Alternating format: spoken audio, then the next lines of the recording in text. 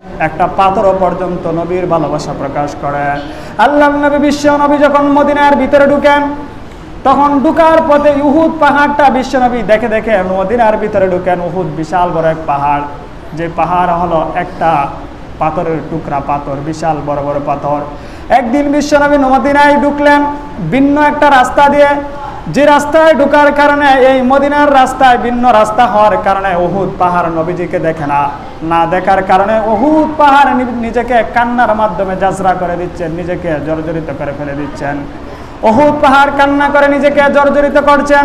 এই কথা যখন জিবরাইল আলাইহিস সালাম এসে বিশ্ব নবীকে জানালেন, ইয়া রাসূলুল্লাহ, ইয়া হাবিবাল্লাহ, আপনি মদিনায় ঢুকেন এমন রাস্তা দিয়ে, যে রাস্তা দিয়ে উহুদ পাহাড় আপনাকে দেখে না, আপনি উহুদ পাহাড়কে দেখেন না, এজন্য উহুদ পাহাড় আপনার জন্য কান্না করে জর্জরিত হয়ে যাচ্ছে।